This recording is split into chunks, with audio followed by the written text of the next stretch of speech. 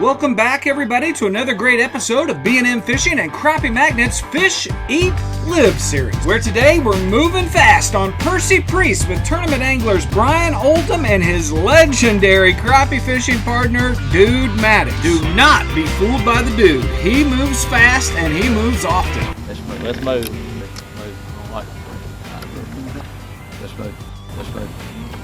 Let's move. I don't let grass grow under my feet very long.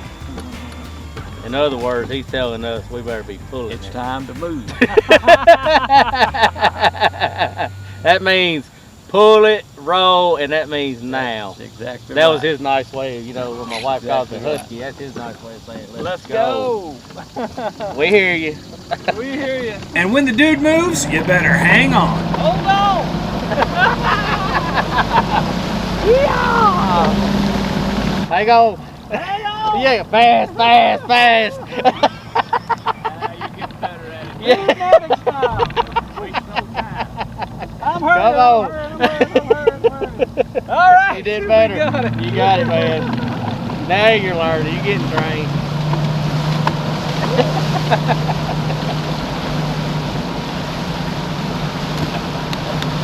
Oh, baby. Life is good.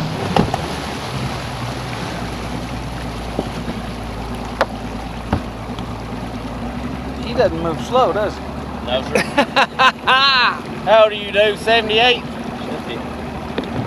That's the fastest 78-year-old I've ever seen. He's quick.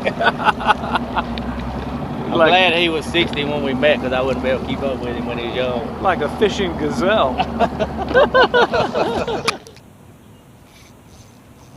Oh, Brian, smoking this morning. Old peck.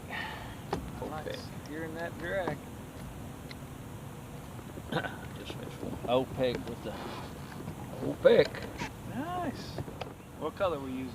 fishing an old peck crappie magnet Yeah. with the little orange and chartreuse 16th ounce double cross jig head. Very nice. Very nice. With a slab bite. They're wanting it with a little action inside that tree. Okay. Yeah, one thing you don't ever do in this boat is go down without a Slab bite. slab bite. Yeah.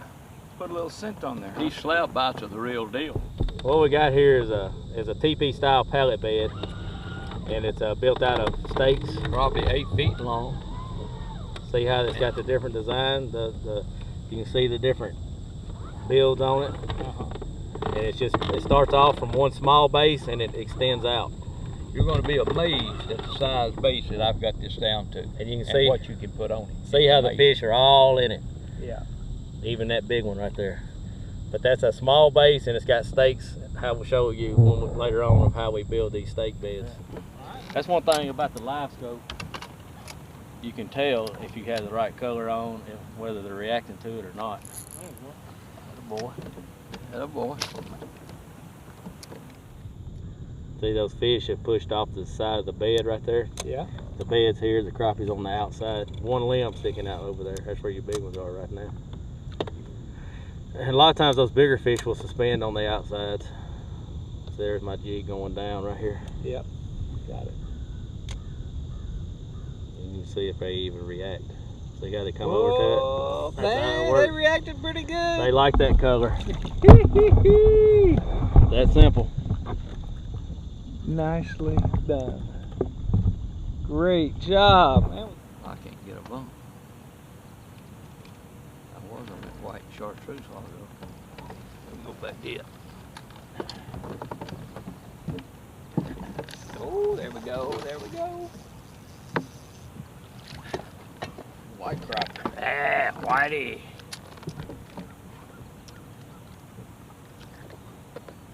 White That's crappie a keeper. Yep. B&M sharpshooter. Yeah, what do you think about Got that? a good feel to it.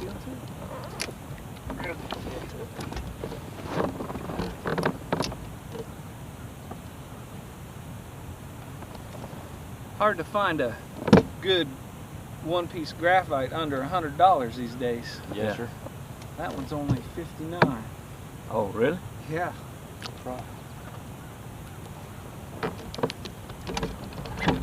What What other length? What lengths do they come in? All lengths. You know, it's only comes in the 6 foot. 6 foot. Because it gets that whip action, like, you know, for those dock shooters. Yeah, sure. So like you get that bend in it like that. Pow. Oh yeah. Look at that. Oh yeah. Look at That's 30 yards. that. It is. On a, what is this? 1/8 ounce or 1/16 ounce jig. Yep. That's got some good play in it. Yeah, it's nice. It's got good action even the way we fish. Yeah, here. I really feel it's got great feel to it. So how do you guys secure that hickory to the bottom? What's the trick there? Brick old blocks. Really? Yes. Poly cord and brick old blocks. And on the estimate, how long would it take that tree to decompose? You have that for 8 years, 10 years? 8 to 10 years, yeah. It depends on the type of tree. Ash will deteriorate quicker than others. I like hickory, bodock. Only thing about a bodock, it'll eat you up. The thorns will eat you up on it. But 8 to 10 years, you get life out of them. And sometimes they don't want the big trees. Sometimes all they want is the smaller stuff. Yeah. So you just kind of give them what they want, I guess. Have a variety. Yeah. So different structure and different depths for different times of the season? Absolutely. Well, yeah, if you're gonna catch fish consistently year round, Get it? I think I got the brush. and if you're gonna catch fish consistently year round, you've got to have structure, especially if you structure fish. You've got to have structure. You know, all different depths of water. In different sections of the lake. Yeah, different sections of the lake. That's my. Crappie are very section oriented. Yeah? How far do you think their range is? Hang on, dude. Let me get that marker first. Let me do that. You know, most of the time, Where is the marker? when it seems like the schools of crappie, like the major schools, will Yeah. be within a, I don't know, mile section. You know, they kind of swim together. That's not to say you don't catch them all over the lake. You know, a few fish, but the big, you know, the numbers of fish will be in a certain area. You know, Right. and they may stay there 2 weeks, and then all of a sudden you go back and you don't catch nothing, and they move on. So it's that's the way we see it on this lake anyway. About any lake we've been to. That's why usually in a tournament, somebody always catches fish. Yeah. You know what I mean? Right. Somewhere on that lake, they're there. They're back. Kirby, that Blaze Glow, me and Dude and Jeff was fishing out on Percy Priest, and my wife was pregnant. And I was supposed to have time to, the doctor said, oh, you got about a week for that baby comes. So I was like, well, I'll go fishing then. So we're out here in my boat. My wife calls me and said her water done broke. Oh man. So so they was testing out that Blaze Glow color that day, and they he called it named after my son. Oh my God. Yeah, so it's pretty cool. It was a pretty memorable day. He's born in January 29th, and it was a beautiful day. Now, tell me a little bit about this crappie fishing partner of yours, Brian Oldham. I don't have enough time. Okay. Well, believe it or not, Brian and I came together through God. Really? Believe it or not. Yeah, I had a preacher told me one time, Brian had just got married. And Brian had... Come on over here, Brian. Brian was not in the church at the time. His wife was a faithful member, but I'd been back to church a while then, and so the preacher called me and he said, Dude, I've got a couple, young couple, that's going to church now up here, and said, he's not a member of the church, and said, why don't you take him under your arm and just be with him and great friendship. basically be an example. Yeah. And so I did that, and we went to a supper up there, and they had a meal for church, and so me and my wife went, and Brian was there, and he had no idea. For 10 years, he didn't tell me I was set up. He had no idea what he was getting into. He did not. And so it started. That's where it started. Yeah. So you guys have fished together for 15 some odd years, Yep. right? Right. Yes, sir. Now how long have you fished Percy Priest? since it's impounded. Yeah? From the very get-go? When the lake came up, I came up with it. Wow. And how long ago was that? Man, that had to be in the 60s, early 60s, I guess it is. Yeah, I don't remember the exact date, but it was in the early 60s. Yeah. How old were you when you started fishing it, if you don't mind? When I started fishing Priest, uh-huh. Well, in the 60s, that would have thrown me 42, 52, 60, probably around 20 years old. You know, most of the time in the fishing world, people in the fishing world around here used to always call me dude. But I've graduated up to the name of old man now. Old man, okay. Old dude. Old dude. So Brian, I noticed you drive by them and then drop the buoy marker. Yes, sir.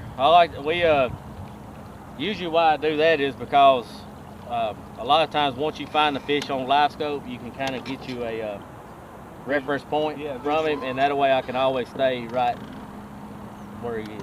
Right. That's kind of why we do that, and we've always thrown markers our whole life, so it's kind of hard to get away from it. But what I also do is I feel like a lot of times when you go over a tree, it's best to go out and spin around versus blow the trolling motor out to stop the boat momentum. Oh, that makes sense. You know, because the propulsion, I feel like they spooks them, maybe. Well, I think it just gets them aware. Yeah. It seems like most of the time in our structure fishing, I mean, we'll structure fishing 5-6 foot of water sometimes straight down, and it don't really seem to spook them. You know, the trolling motors. The first time I fished with dude, we was in muddy water out here on Percy Priest, and we pulled up on a tree and we was in 5 foot of water, and I'm like, man, this is crazy, you know, and real muddy water. And he hit the tree with the trolling motor. Oh, you forgot. You asked me, do you think going over them in this shallow water with the trolling motor affects them? Yep. Well, anyway, he hit the tree with the trolling motor, grinded it. And I think we had like 5 or 6 keepers after that. Really? I mean, immediately. So he said, well, I guess that answers that question. Yeah. Done. I'll be done. I mean, I thought it was game over once you hit it with the trolling motor, but apparently not. I have to watch old Brian. Yeah? He's got his foot on that steering wheel up here, and he kind of guides me away from the fish every now and then. He gets so entrenched in this live scope that he forgets where there's somebody else sitting beside him, so I have to kind of keep a close eye on him. Live scoping is kind of unfair for your partner. And it's certainly unfair for people at the back of the boat. Yeah, you can forget it. I might just be watching all day long. And you can fish over our shoulders, it ain't gonna bother us. I tell you what, it's where's the doo-doo? Yeah, it's definitely a wild technology, no doubt. Yeah, this is a huge hackberry. Hackberry. Monster hackberry. Now, you know that because you guys created this one? Correct. We did. Nice. Most everything you fish today, we created. Really? We sink so much that I've had trees show up in my driveway that I have no clue who they come from. Really? Just helping you out? Yeah. Yeah, they're just, I'll be like, man, where'd that big old thing come? And I have no clue where it comes from. You're like a tree disposal service right in your friendly neighborhood. It's got to be right. They got to know what we want. So what are some good material? Hackberries, of anything. Hackberries, hickories, sycamores, ash. So not Christmas trees per se. I don't like Christmas. I don't like Christmas trees. Ooh, that looks pretty promising now. What do you think about this old live scope, dude? It's unbelievable. It'll mesmerize you. You get to watching the film instead of watching what you're doing. And it has changed the outlook of fishing completely and totally. I mean, to watch those things move around and see how they react to different baits is just unreal. You learn a lot. You do. Fish themselves. You do. And it makes you a better fisherman, in my opinion. Absolutely. It does. I caught one from the back of the boat. There you go. Right. Way to go, CK. No. Way to go. That's a nice white crappie. The first white to come out of it. You got that orange head on there? Yep. I don't know. Good one. Nice.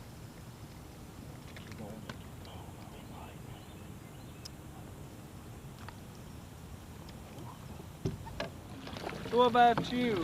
How do you like to cook them up? Me? Yeah. I'm a fry guy. You're a fry guy too? Yeah, I love it fried.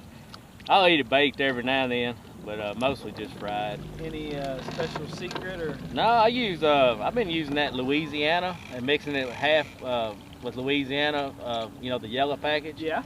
With the Cajun red Andes. Yeah. Half and half, and it's a Pretty tasty, huh? the dude makes up his own concoction. What do you put in yours, dude? 5 pounds of Lily White cornmeal, 2 bottles of nature seasoning, 1 cup of Uncle Buck's original recipe, and 1 cup of Uncle Buck's hot and spicy. Ooh. All right. Well, that sounds pretty intricate. Never Yeah. seen anybody that didn't like it. Yeah. Really? So I use that. My recipe is I like the Uncle Buck's original because it's got just a bit of heat on it, you know. Yep. And then I go up to the beef jerky section, and I get the beef jerky seasoning package called Mandarin Teriyaki. Oh, really? Yeah. So then I take half of that seasoning packet and put it in 1 full container of that Uncle Buck's original, and it gives that crappie kind of a citrusy, smoky, hot taste. Really? Ooh, Well, that sounds good. it brings them back. Brings them back. There you go. The fish, but they're not. I don't know. One One. nice. Nice bluegill. You keep the fish fired up. That's a good deal. One nice bluegill. World-renowned bluegill fish. So when's the best time to build structure? Do you do it all year long? Do you All do it year long. all year long? I go to Corps of Engineers and get a permit, Yeah. and so I'll be legal because you're supposed to have a permit. I did it for years. Most people don't, but I'm trying to play by the rules, so I do get permits. And I build. That's why I tell them I build them all year round. You know, I might go a month and not put anything in. Not often, but and then again I'll put in many in 1 week, 1 day. In our neck of the woods, there's storms all the time where trees fall down, so you have to be opportunistic when the trees appear that you got to go get them. Yeah. Well, you know, a lot of people think, well, where do you get all this stuff?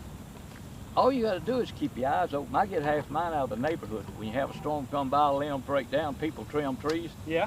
And we're going to show you after a while how you can take nothing and make something fantastic out of it. All right. I'm excited about that. Just if you were to have to guess, how many brush piles you think you got in this thing? Uh-oh. Just a rough guesstimate. Or do you not feel comfortable answering? I really hate to say because nobody don't believe me. But this lake, and this lake's a little over 2,000. 2,000? All together, all the lakes I've got is probably getting close to 5,000. Oh my gosh. Serious structure builder. That is some serious work. It is. It's It serious is. work. But dude, you need to tell them what your consecutive record is on limits, and that'll tell you what hard work I do. This is with no side scan, no live scope, no nothing. Yeah. This is, I limited out about 5 years ago, 161 straight trips, and a lot of those were 90 when I had 3 people in the boat. wow. Well, I say a lot of them, a few of them was. A lot of them were 60 when I had 2 people in the boat. I've had a string of 61, 62 a few years. This year, 21's the farthest I got, and that was the other day. Broke it, Wow. come to a halt. Now that's crazy. What happened? I mean, I'm talking about that Oh, consecutive limit. I'm talking that stretches for almost a year Yeah. of limits, no matter what the weather, what the conditions, and 3 different lakes. Wow. That's legendary. That is legendary. That's Kentucky Lake, Old Hickory, and Percy Priest. That's strong. Well, we are well on a limit today. They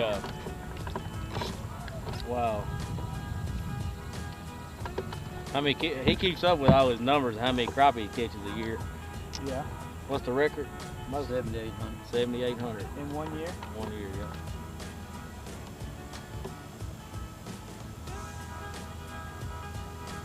Keepers. Brought to the house. Yeah. Keepers. Okay, we need. not counting little fish. We'll one more drop and we can move to tussle jelly. So that shows you structure building. There you go. Yeah. Me and Dude make a good team because I keep up on technology, Uh-huh. and he uses that 50+ years of Experience. Yeah. Nothing can replace experience. Nope, I don't care how many live scopes you got. But that's for sure. There you go.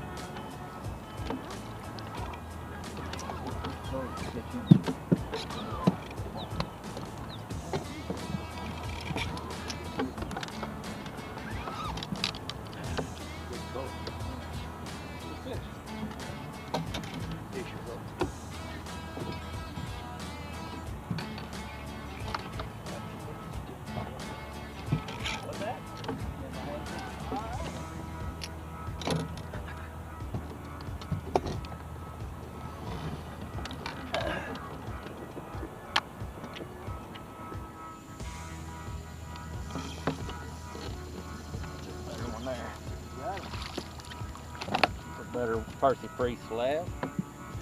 Woo! Yes. Yeah, there's a nice one. About 14 inches, 15? Big measure. What's that, 13 and a half? I don't really know.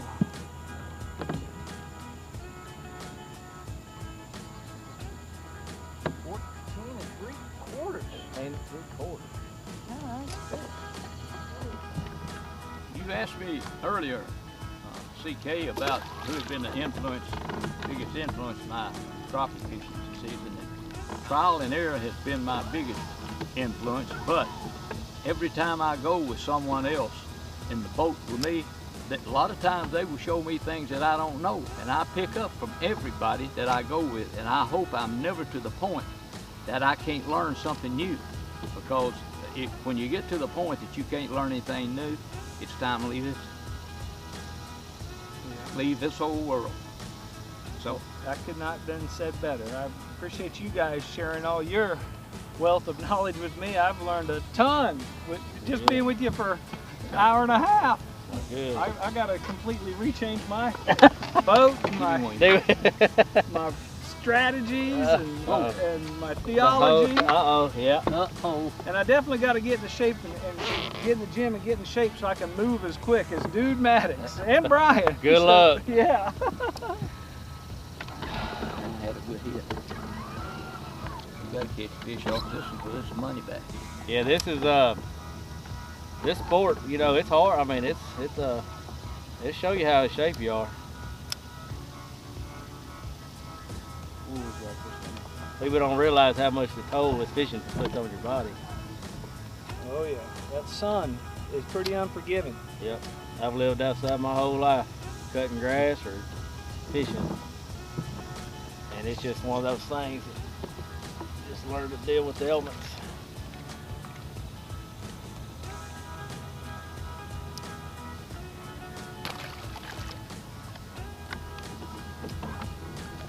Boy, that OPEC has been on fire today. There's that good color.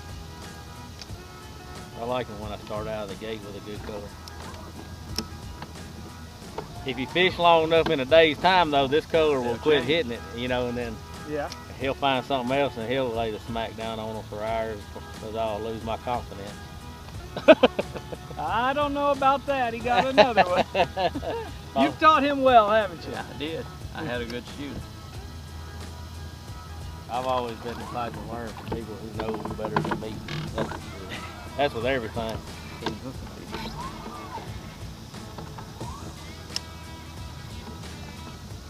That's why I got out of the bass fishing world, taking away from that family time, you know, and them kids, every guy I'd asked that had a successful raising kids, you know, they all told me, do not miss out on your kids' lives when they're young.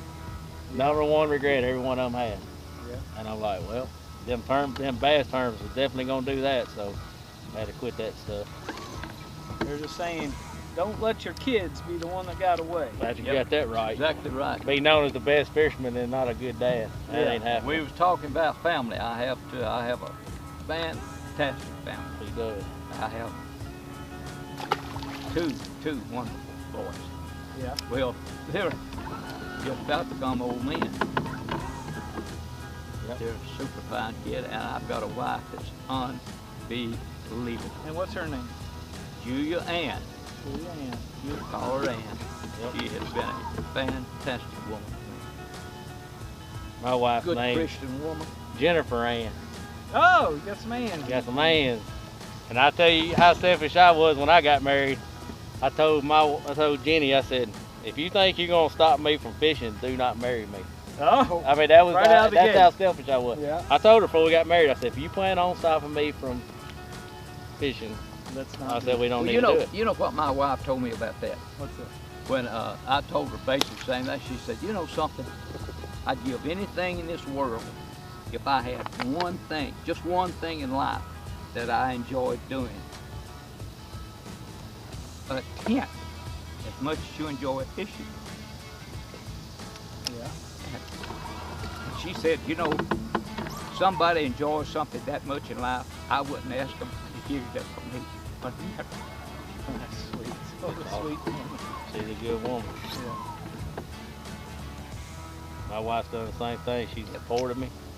But the thing about it is God has put it in my heart to not be all about fishing, but to put time with them. Right. That's where God's changed Absolutely. me. At first, when we got married, I was selfish, and all I wanted to do was fish, and her second. Yeah.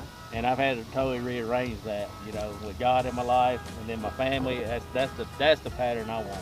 My kids ain't gonna say when they're older, hey, my dad never did take me fishing, or we never did do anything, because I do. I try to spend a lot of time with my kids. Oh. And they're not gonna come to me later in life and say, Dad, why didn't you? Why didn't you ever You know, around?" August the 19th of this month, we'll be married 60 years.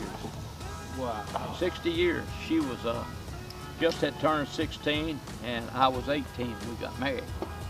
And the first part of our life wasn't, peaches and cream by no means. Right. But the latter part, since I came back into church, started worship, serving God, she said it's been worth the wait.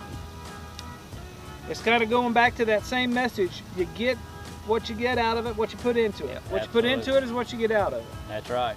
That's right. That's the theme Let's today. go down. That's Let's it. go back. Sure. Hang on, let me show him how to get this on. As y'all can see, I'm hung up, and I'm very good at that. But we're in this structure, this big tree down here, and I've got my jig hung. Well, this thing here, dude calls it the submarine. And the reason why this is different from a pinch on is he molded it where it pours on these sides here instead of where it catches the thing and allows the line instead of pinching your string, right? So what you do is you take it, you slide your line right down the middle like that, and just fold the ears over barely where it touches, and it closes that line in. So now you see it slides easily on the line. So what you do is you just turn loose, hold it tight, it goes straight down. You wait till it hits feel it hit. You just drop your rod a little bit, and it pops it right out. Oh, that's gonna change some lives, Just like that. And I have caught fish even with that thing on there coming up. Are you serious? Yes. That is amazing. So. I'm so glad I've learned that. And the thing about it is, it doesn't even run the fish out of the brush pile. You would think going in and knocking something out like that, Yeah. you still can catch fish out of the tree after you've done it. So old Jeff Smith's not gonna like us showing that because it saves so many crappie magnets, right? Saves so many jig heads, correct? Sorry. Before I met dude, I was losing probably 25 to 30 jigs a day. Yeah. And now it's maybe 2 or 3. Sorry, Jeff, but that's a great tip. Isn't that right, dude? Pick it up. That's right. Time to go. We gotta go. We gotta go. We gotta pull it. We're gonna go actually see how these guys actually build these structures. This should be fun.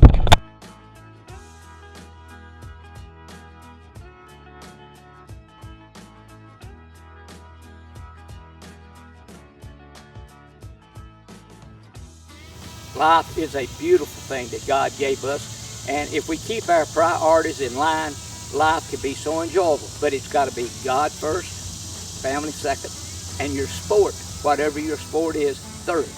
If you put these things in priority, you'll have a beautiful life and you can enjoy every day that you live. Amen. Amen. Thank you, guys. Thank you.